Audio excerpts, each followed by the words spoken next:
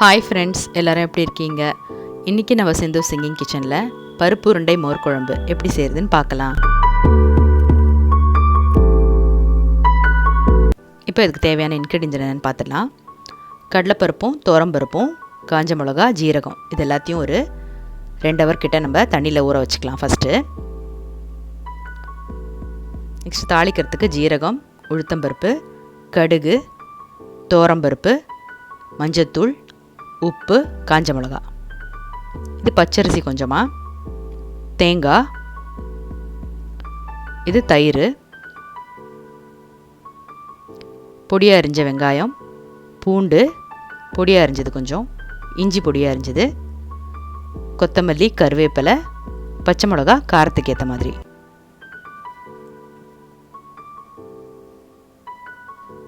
இப்போ ஃபஸ்ட்டு நம்ம ஊற வச்சுருக்கிற பருப்பை அரைச்சி எடுத்துக்கலாம்.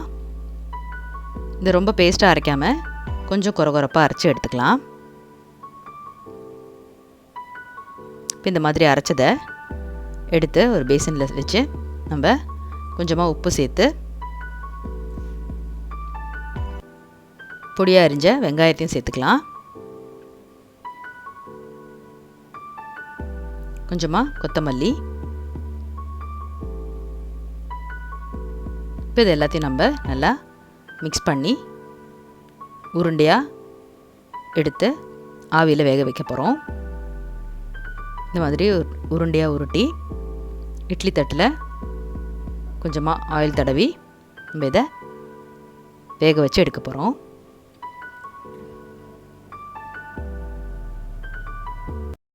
காதலின் தீபம் ஒன்று ஏற்றினேன் இந்த நெஞ்சில், காதலின் தீபம் ஒன்று ஏற்றினேன் இந்த நெஞ்சில், ஊடலில் வந்த சொந்தம் கூடலில் கண்ட இன்பம், மயக்கம் என்ன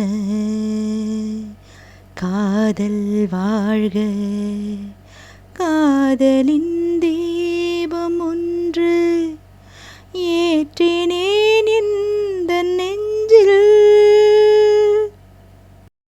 இப்போ இந்த மாதிரி எல்லாத்தையும் உருட்டி வச்சு நம்ம வேக வச்சு எடுத்துக்கலாம். இப்போ நெக்ஸ்ட் நம்ம தேங்காய் அரைச்சிக்கலாம். தேங்காய் கூட ஒரு 2 ஸ்பூன் கிட்ட பச்சரிசி சேர்த்துக்கலாம். இங்கே எடுத்து வச்சுருக்கிற துவரம்பருப்பையும் கொஞ்சமாக சேர்த்துக்கலாம். கூடவே ஜீரகத்தையும் சேர்த்துக்கலாம். இப்போ நம்ம இங்கே எடுத்து வச்சுருக்கிற பூண்டையும் சேர்த்து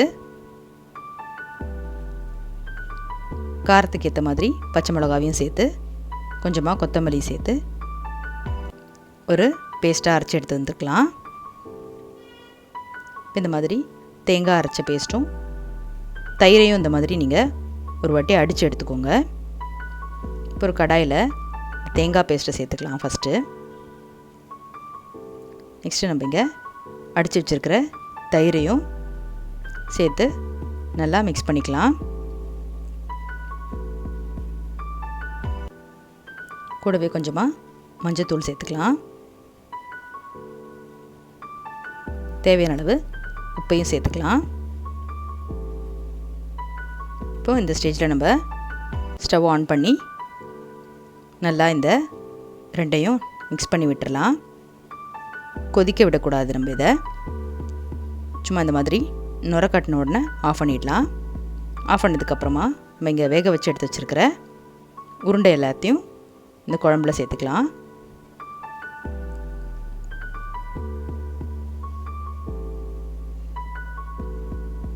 இப்போ எல்லாத்தையும் சேர்த்து நல்லா மிக்ஸ் பண்ணி சும்மா ஒரு கொதி வந்ததும் நம்ம அடுப்பை ஆஃப் பண்ணிடலாம்.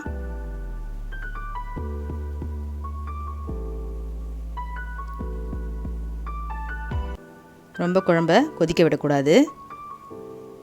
இப்போ நல்லா சூடானதும் குழம்பை இறக்கிடலாம். இப்போ இதில் நம்ம தாளித்து கொட்டணும்.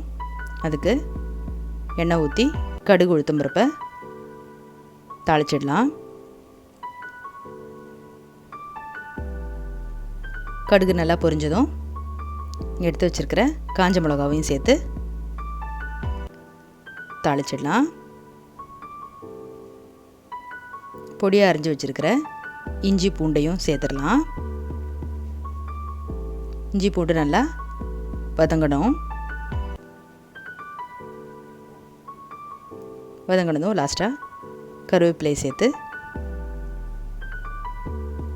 நல்லா கருவேப்பிலை பொரிஞ்சதும் குழம்புல சேர்த்துட வேண்டியது தான். இந்த குழம்புல தாளிப்பை சேர்த்து மிக்ஸ் பண்ணிட்டா உங்களுக்கு பருப்பு உருண்டை மோர் குழம்பு ரெடி ஆகிடுச்சு. நல்லா டேஸ்டியான ஒரு கறி. இது கண்டிப்பாக ட்ரை பண்ணி பாருங்கள். சிந்து சிங்கிங் கிச்சனுக்கு மறக்காமல் லைக் பண்ணி ஷேர் பண்ணி சப்ஸ்கிரைப் பண்ணிவிடுங்க. பெல் ஐக்கானையும் ப்ரெஸ் பண்ணிவிடுங்க. Thank you all. பாய்.